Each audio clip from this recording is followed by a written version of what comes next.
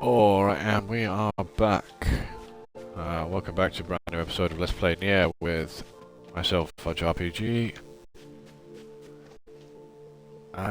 Yeah, we've got to save some people from their dreams, I think. So, fuck it, let's jump in and do that.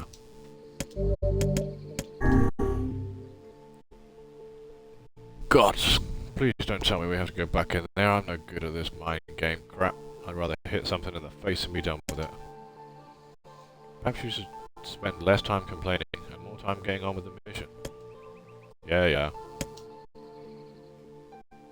I breathe air scented with death and resist the urge to laugh, for I know it will sound like the words of a madman. How long have I been in this fresh hell? My box, my prison, is tucked under a stairway in the long unused catacombs of some infinite castle. Outside I hear the sounds of a funeral dirge that seems without end. Light has no place here. Wind is a forgotten friend. I pray for death to come, but he forsakes me. Time passes, and eternity slips by in the single tick of the clock. Someone knocks on my prison. Hey, anyone there? I hear an unfamiliar voice say. My saviour. I claw at the door of my jail, embedding thick splinters under my ragged nails. I scream for help. I laugh. I sob. Surely this is a product of my addled mind. Surely it cannot be true. Help me, I cry. For the love of all the gods, help me. Impossibly, I hear the sound of a lock being torn out and falling to the floor. As the door slowly creaks open, I have just enough time to see a silver-haired man and a floating book before the light pours inside. My eyes, accustomed to blackness, explode with pain, and I'm forced to turn away. Who are you? I ask, shaking hands covering my face. How have you come to this place? I am Grimoire Weiss. This is Fudge. Long have we been searching for you.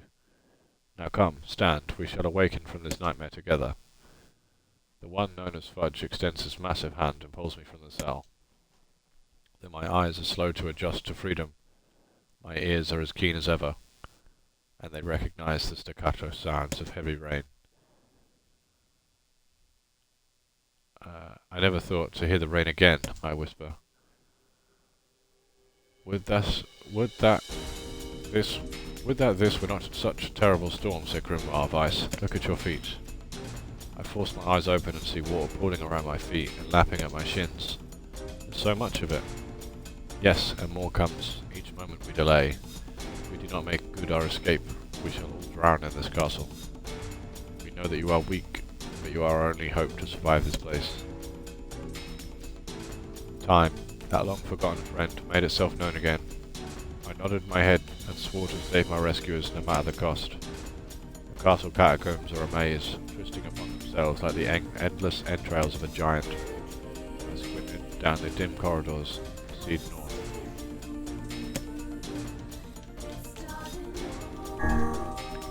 At the end of the corridor, I find a row of 20 gorgeous canopied beds resting atop a carpet of velvet.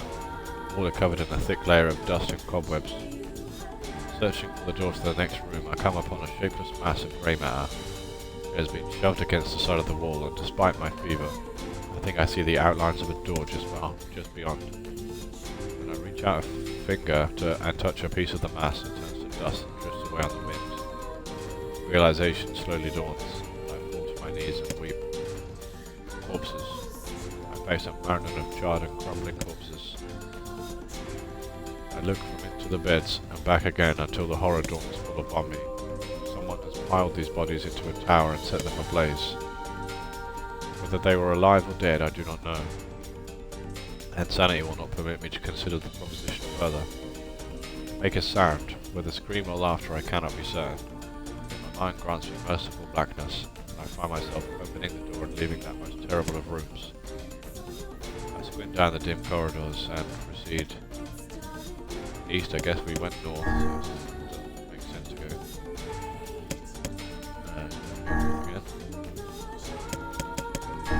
north again. At the end of the path, the waters rise to my waist, exhausting me both physically and spiritually. I pray that this is the way out. Eventually I can stand the sight of the waters no longer, so I turn my eyes upward.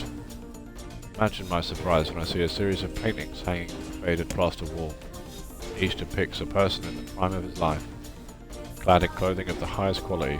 Styles, however, are strange to me, leading me to believe that these people had lived long, long ago. One subject wears an outfit that particularly catches my eye. It is constructed of a thin, greasy cloth, decorated with a motif of flowers and birds. While encircling the figure's waist is a leather belt of the most perfect construction. It is a stunning costume even by modern standards. As I gaze at the portrait, I am struck by a desire to touch it with my own hands. Yet as I extend a single finger to the painting, I am gripped by a most unpleasant feeling. Staring closely at the image, I see it bend and warp into the shape of another finger. Something behind the picture is pointing at me. Is it another prisoner? A fellow inmate trapped for eternity in this place? I cannot let it pass, and so I seize the portrait with both hands and throw it into the water. The wall is hollow behind the painting, and inside I can just make out a body.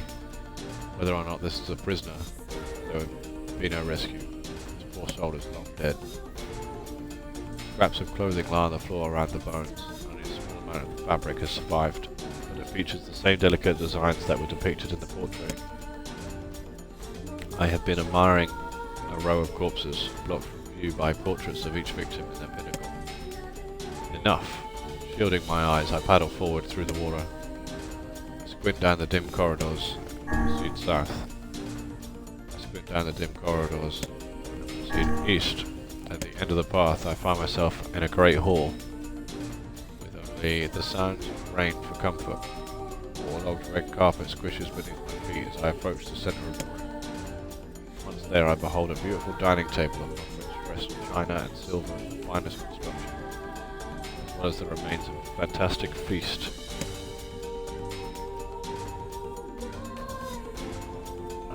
As my eyes continue to adjust, I see many chairs surrounding the table, each holding a dinner guest.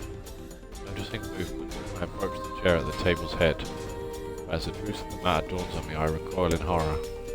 The host of the feast is a corpse, as are all the invited guests. An army of foul, wriggling insects have made homes in their remains, and this is the movement I saw. This once splendid feast was now nothing more than a requiem for the damned. I take a moment to steady my shaking hands, then slowly back away from the table. Desperate to lose sight of the abomination before me, my gaze lands on the chairs upon which the dead were seated. This is a mistake, and the chairs proved to be even more terrible than the feast itself. Each one is covered in a layer of spikes that run from the seat, up the back and down the arms. This explains the colour of the carpet beneath my feet. I can only pray that the unfortunate diners were dead when the meal began. For if not, it is a simple task to envision the agonised screams that must have sprung forth from their mouths. My mind grasps frantically at the possibility that these souls had committed some terrible crime for which this was punishment, though in truth I suspect that they had committed no crime at all. There would be no tomorrow for these unfortunates. This was their last supper. I went down the dim corridors, proceeding west. Let's just go west. At the end of the path, a row of heavy wooden casks lie on their side in the dark chamber. Doubtless they are filled with wine. My thirst roars to life. I cannot remember the last time my parched throat had relief. I scramble to the first cask, pull frantically at the cork. The theft of a few cups means nothing, I tell myself. The casks will be ruined by the blood regardless. Finally the cork surrenders to my attack, and thick red liquid bursts forth from the hole. This is no wine. It is blood still warm from the body, whether animal or something else I cannot say. The music's gone off. This is no wine. It is blood still warm from the body, whether animal or something else I cannot say. The foul liquid soon mixes with the rising flood waters, creating a warmth that laps against my thighs. By all the gods, are the rest of these casks filled with blood as well? I lack the courage to confirm my suspicion. Disgust quickly becomes fear as I turn to flee, but my weakened legs betray me, sending me toppling over in the red ocean below. The smell of death is everywhere. It threatens to consume me. I must escape this hell. Crawling on all floors like an animal, holding back screams lest any foulness enter my mouth, I lurch forward through the red waters, out of the room to freedom. I squint down the dim corridor and proceed east. The water has risen to my chin and I lapse greedily at my mouth and nose. "You dumb bastard," shouts Fudge. He surely desires to say more, but the rest of his insult is cut short by the rising water. Grimoire Weiss, wet and tattered, floats on the water's surface. It is already too late for him. This wasn't how it was supposed to end. Game over. Oh shit. Okay.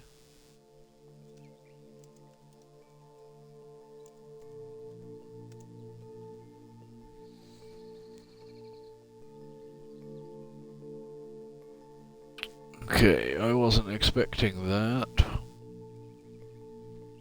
if I'm honest.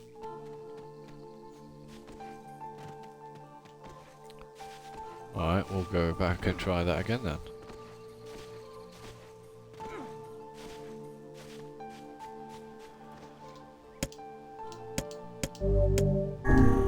Yes, enter the dream.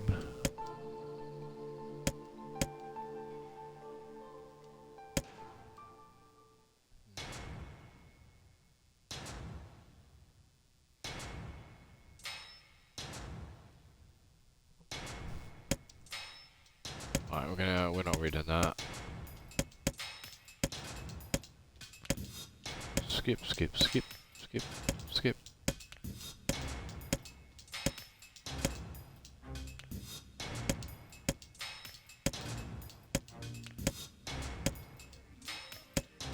Right. North.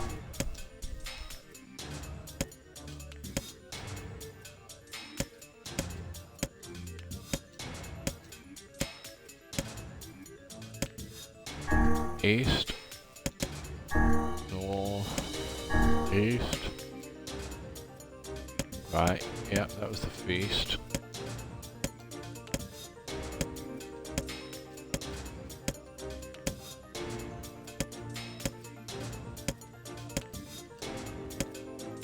Right, we went west last time, let's go north then. Okay, I still hope we make it to the front door. Break it down, someone cries, so I give myself to the effort. In tandem with Fudge and Grimoire Weiss, I slam my body against the thick, sturdy door. On the third try it gives way, and we find ourselves sprawled in front of the castle. The storm is in retreat, clouds above are still dark and foreboding, but to the west I can see a thin shimmer of sunlight trying to break through.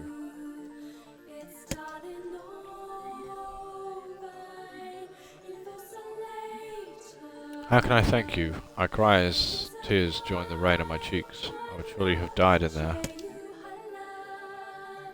Looking down, I suddenly notice that my dress is in tatters. Sheepishly try to cover my exposed skin. "Your dress?" asks Weiss. "Then you are a woman, madame?" "Yes, I am." I proffer the two a smile. I suppose that comes as something of a surprise, seeing as how I exist only in the form of words. I can see that the one known as Fudge is disappointed that the torn dress will be given no further description, but he hides it well. With a nod and a shrug, the three of us set forth to our awakening. But behind us, an awakening of another kind is taking place. Black smoke fills the abandoned castle, providing the countless damned souls inside with their final shroud. After a moment, the castle's windows shatter with a mighty roar. A fresh breeze blows through the hallways and corridors, clearing the smoke away for good. As we watch in awe, uncountable black shadows slowly flicker to life, crossing to and fro in front of the broken windows.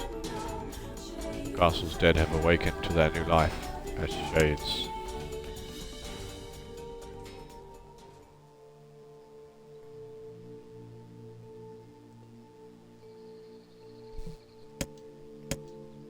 You have anything to say about that? Hopefully there will be no labyrinths next time. I hear you.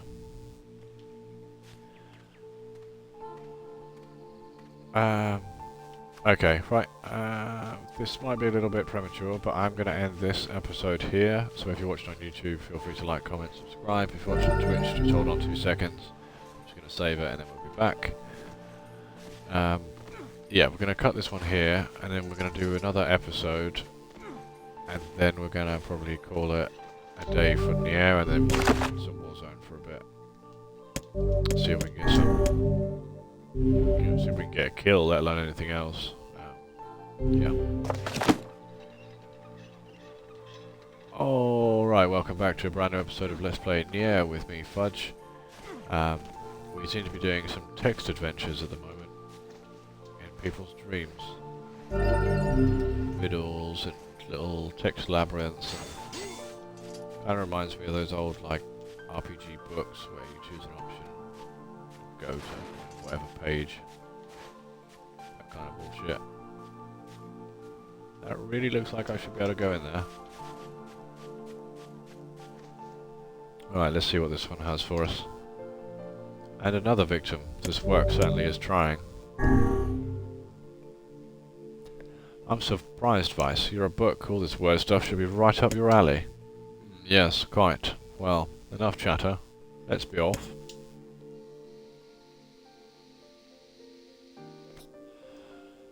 A colony of massive sculptures was visible in the distance, their tall forms scraping against the sky. Vice and Fudge had never seen such a sight, and their eyes widened as they tried to take it in. Hey Vice, we keep walking, but those things don't get any closer.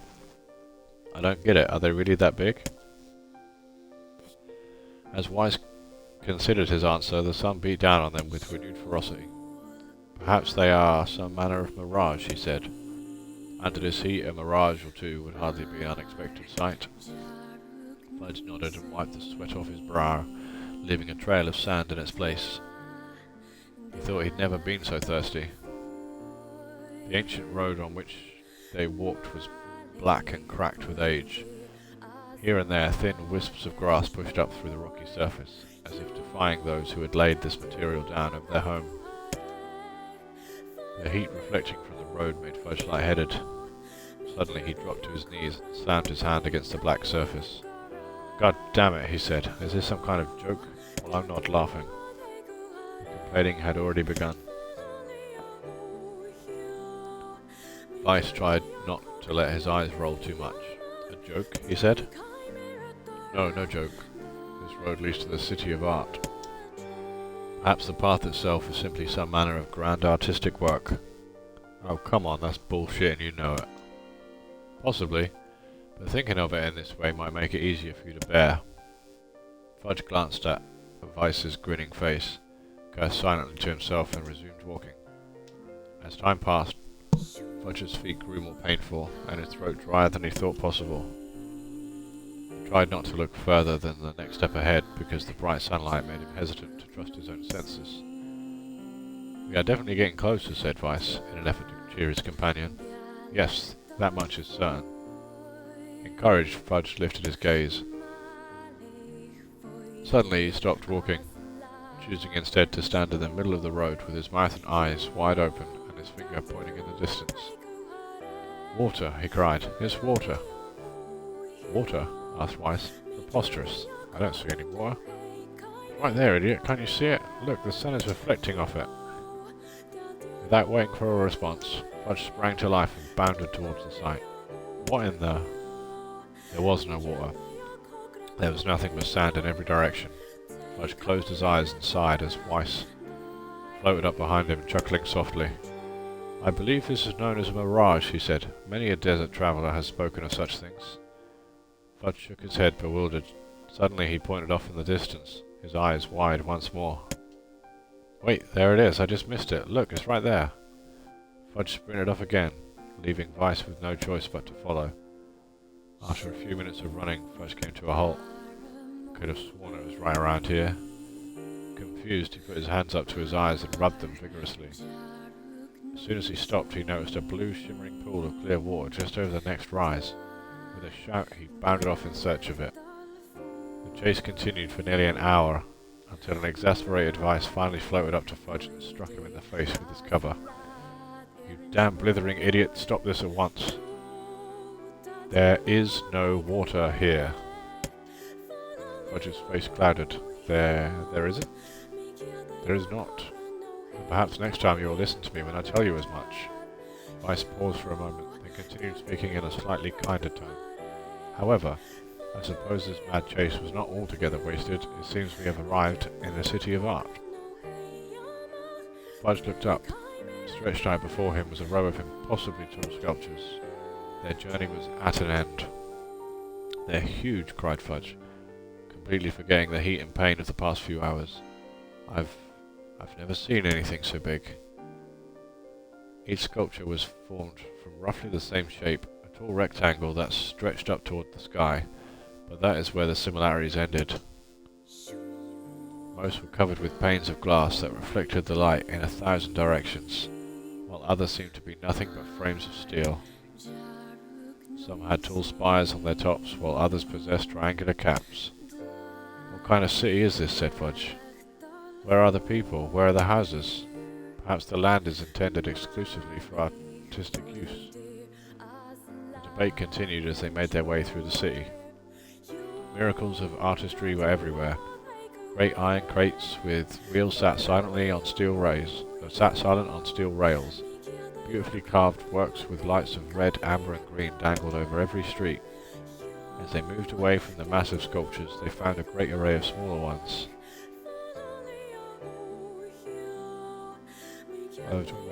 I was like trains and streetlights and stuff. Some were covered in glass or brick, but many were composed of materials they had never before encountered. The sheer variety of colours and styles was staggering.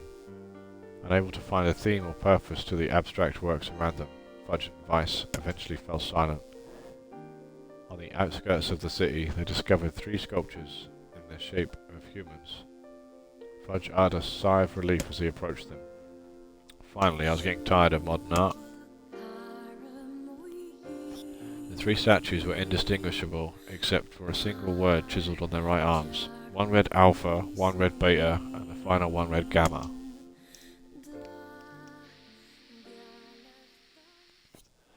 As Fudge moved to touch the nearest statue, a bird flew from the top of one of the sculptures, alighting on the statue's shoulder. It emitted a brief, beautiful song that took the form of words.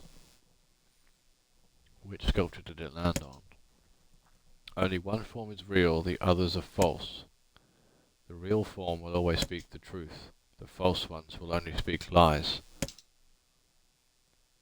With that the bird departed. As if on cue, the 3 statues shuddered to life, acquiring colour and form as they began to breathe.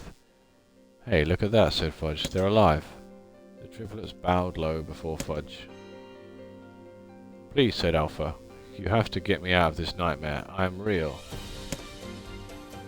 "Stop lying," said Beta. He turned to Fudge and threw his hands in the air. "Alpha's a fake, you know. I'm the real one." "What a load of crap," said Gamma. "Beta's a fake. Everyone knows I'm the only real one around here." Their respective pleas given, the 3 statues returned to their frozen state. Silence once again enveloped the city.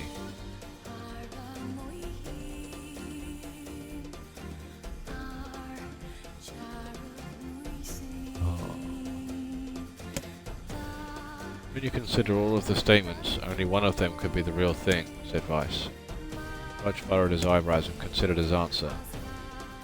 "One form is real, the others are false. The real form will always speak the truth, the false speak lies." Judging by how dramatic Beta's statement was, he's throwing his hands up in the air and everything, his was pretty meh.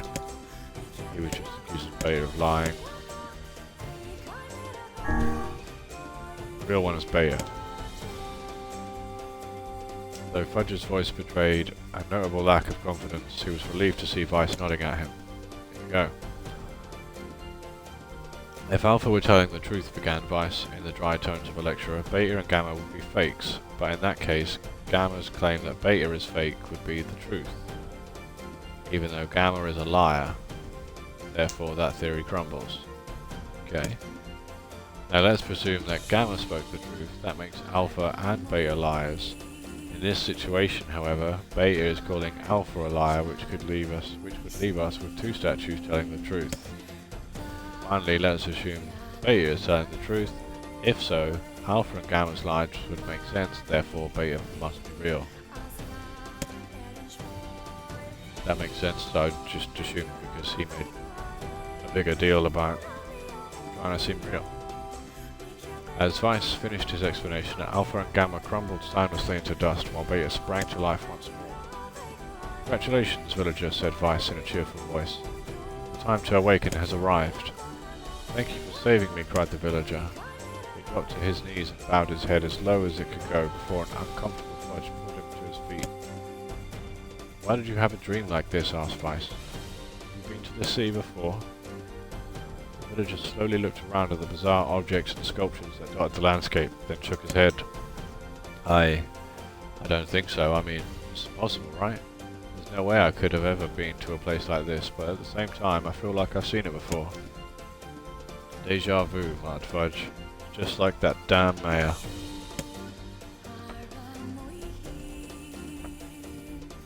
The vague sense of unease that struck Fudge during the mayor's dream spread once more through his mind. Okay, that was terrible. I'm positive I've seen that place before. Stop. I get enough foreboding crap from everyone else in my life, don't you start too? Okay, there. Now all the villagers can wake up, right? Yes, if the mayor's assumption was correct. I think I have had enough wordplay to last a lifetime, thank you very much. Yeah, I hear you. Well, let's go see the mayor. Mayor. Mayor. Hello. Oh, thank you. Thank you so much. Here, I have something for you. Obtained a one-handed sword for faith. Holy crap, I can really have this? Of course. Apparently a weapon of some renown, but we have little use for it. Well, we appreciate it. Thank you again for everything. You're welcome.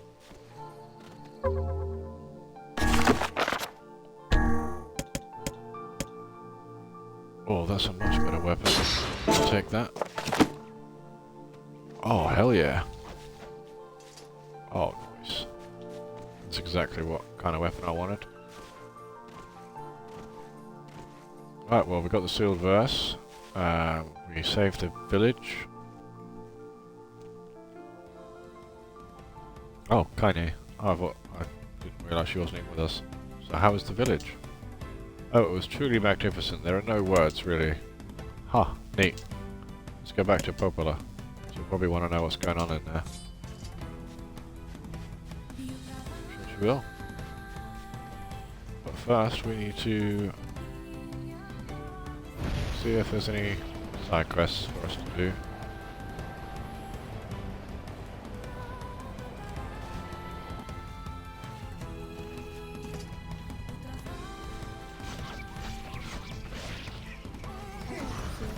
I need to see if I can upgrade my weapon.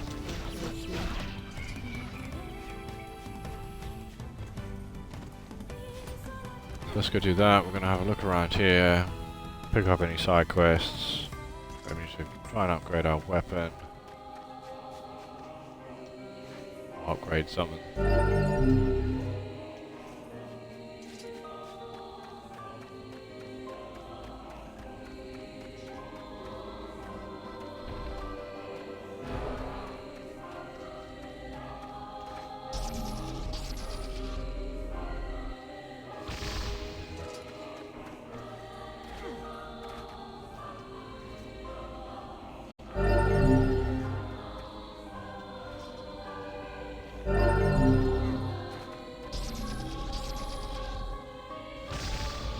Get out of it.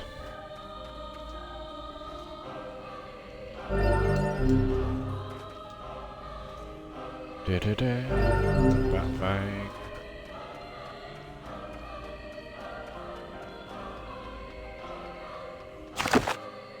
Oh no, there ain't nothing for us here. That's the wrong way.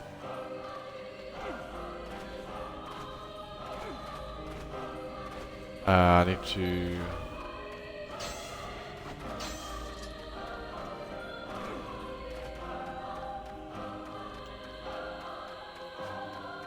Where am I trying to go here? I need to... Right, okay. So it's...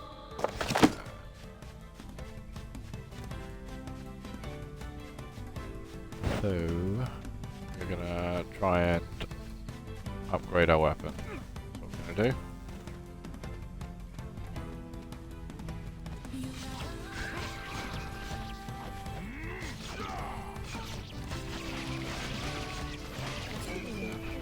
I do like this sword.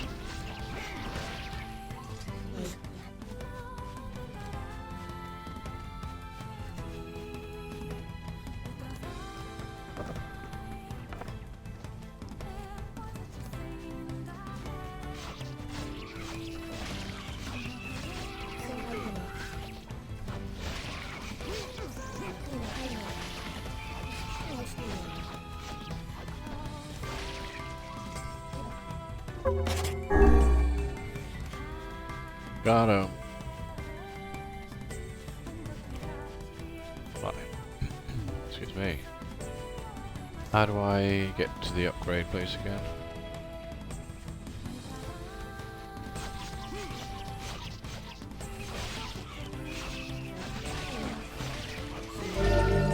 Oh.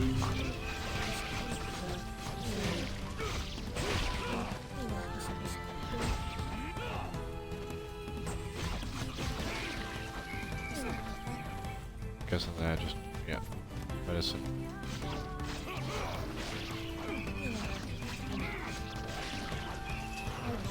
You did.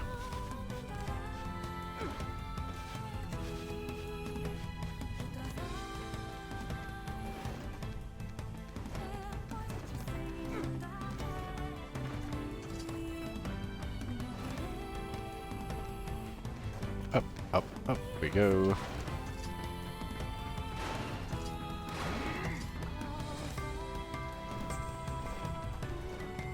Right, can we upgrade faith?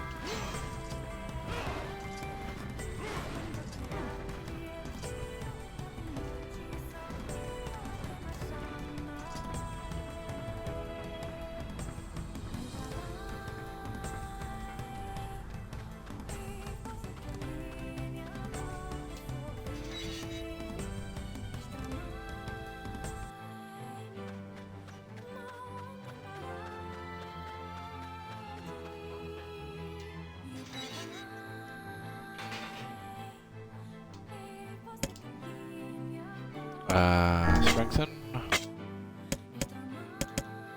What do I need for this? Broken antenna. Where did I get that from? Let's have a little look. NieR. Broken antenna. I'm guessing that's probably from the robots in the thing. Machine part. Yeah, yeah, drops by them. Right, let's go get some of those then, if they respawn.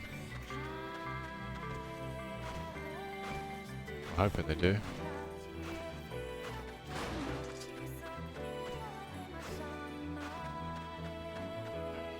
Oh, there ain't nothing in there. Oh wait, hold up, there's a lift in there, isn't there? Elevator? Okay, let's go through the door twice. Okay, I can't use it.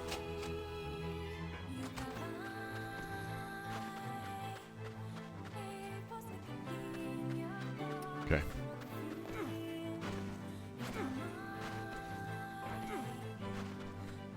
Right, I need like 10 more of these things.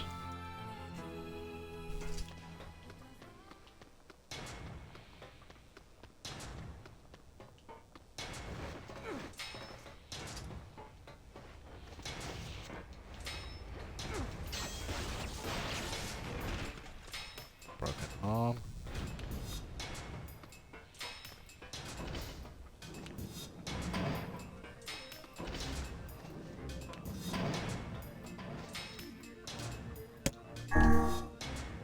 Okay, let's go down. I think there's more robots down there, so.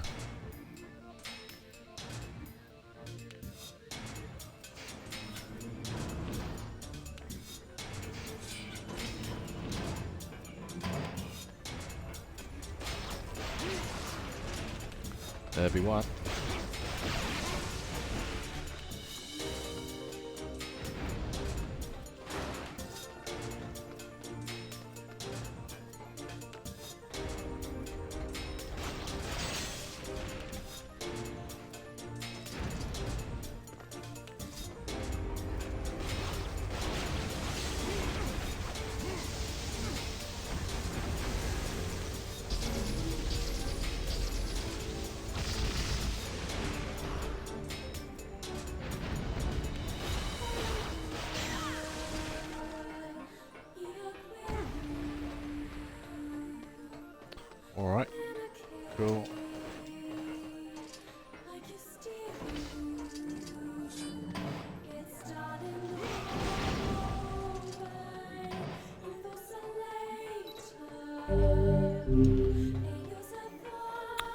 broken.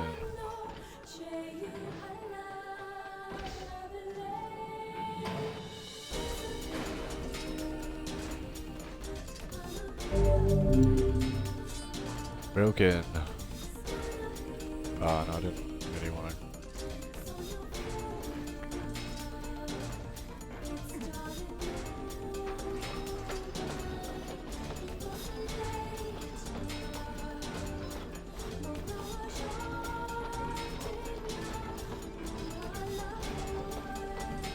All these robots.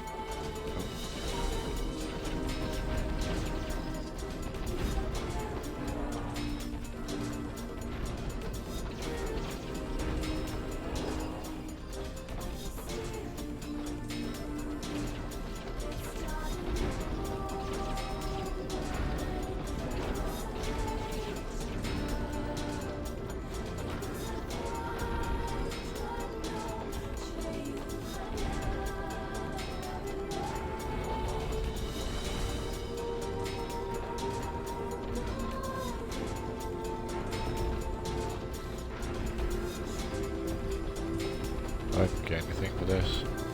I don't think I'll actually get any items for this bit.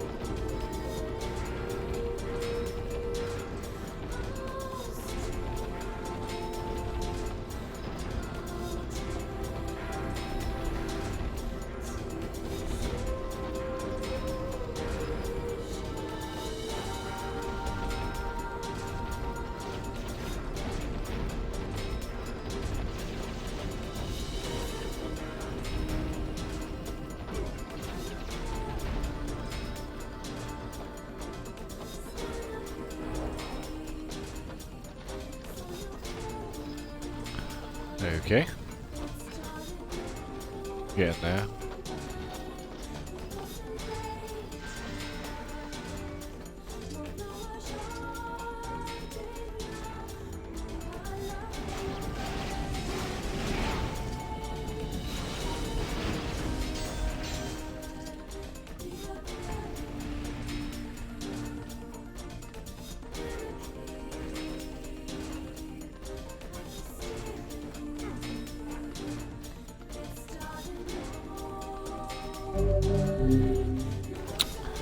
Won't open. I ain't gonna open either. I ain't gonna open either. Oh? Oh? What's happening?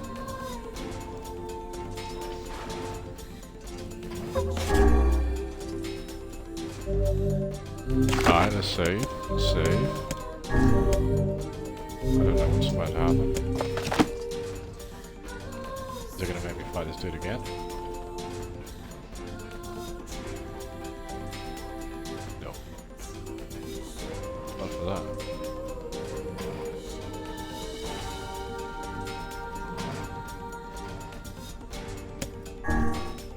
Oh, okay.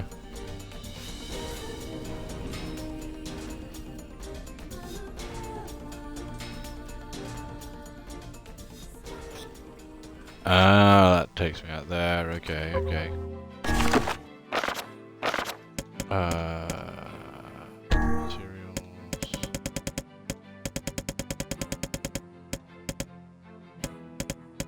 No, I still need a shitload more.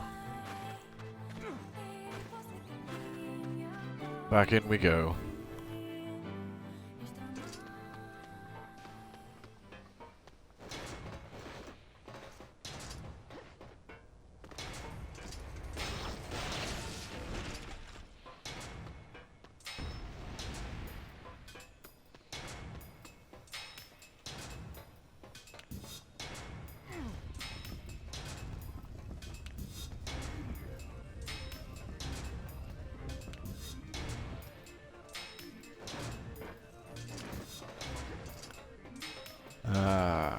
Right.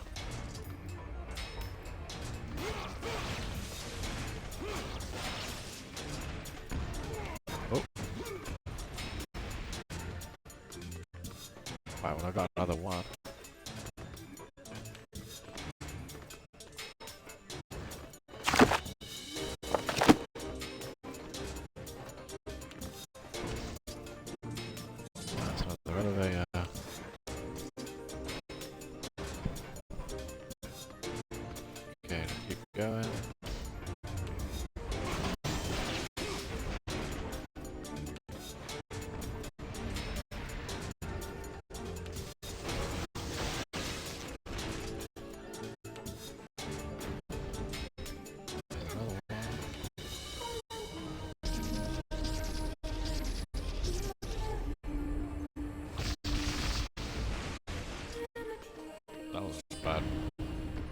bad effort.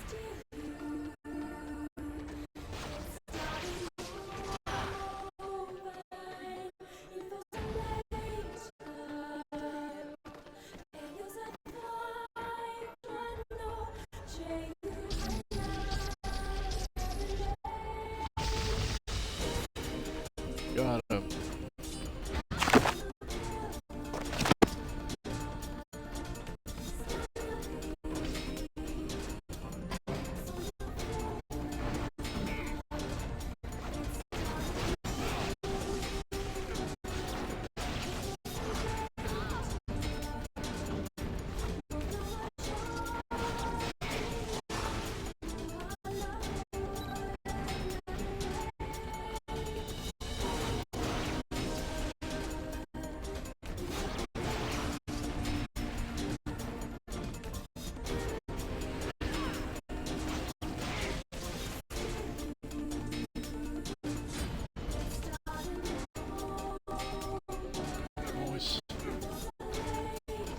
Got it.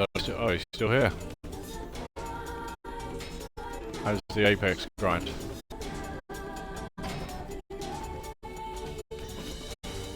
Seems we've been shut in.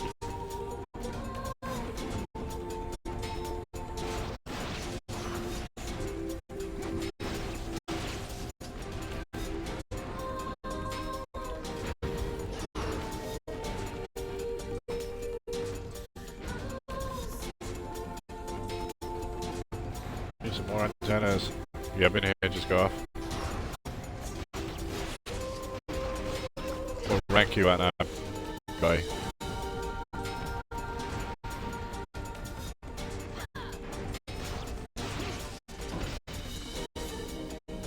Just grinding some antennas to upgrade my weapon. Gold. What are the different levels of ranking that? I'm not sure. I can't say I've ever played it. Or I have played it, but I haven't like got very far. I haven't really done any ranked in Apex. Seems we've been shut in.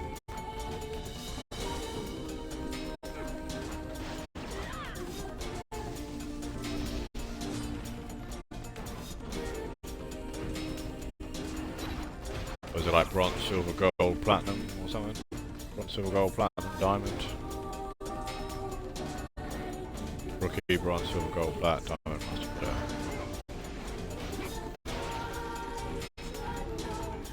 Gold's not bad then. So in the middle.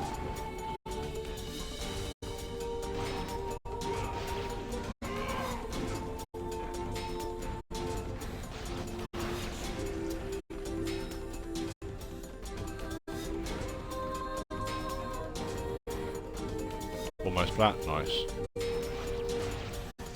I wanna, once I've finally got used to like Warzone and can actually, if I ever actually become half decent, I would like to do ranked Warzone as well. See what the rank's like on there.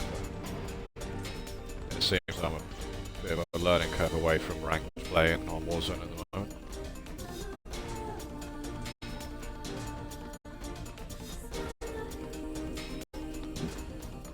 Camera angles in this are so weird.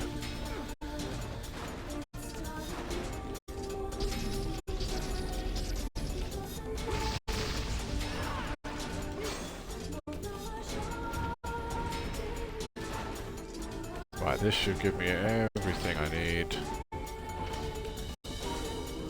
for my upgrade.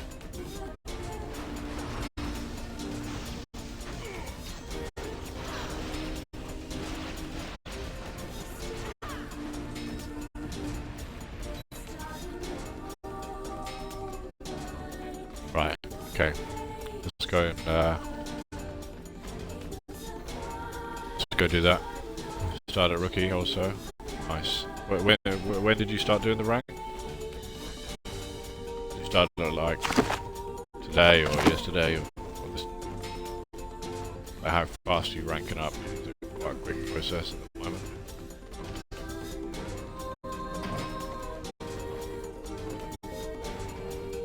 I only ever really played like the team-based one on Apex. I think they've literally just called it Team Deathmatch, but it used to be called something else.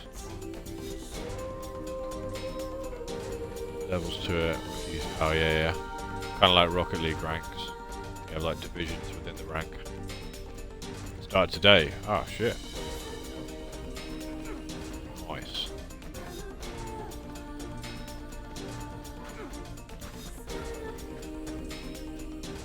Nearly platinum in a day.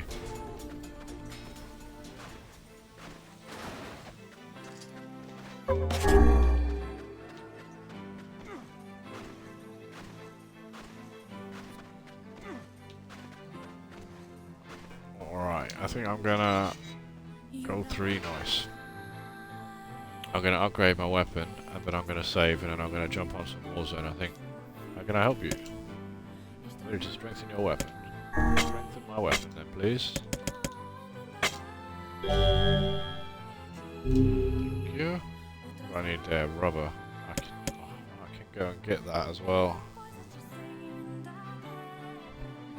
I'm so tempted to go and get it.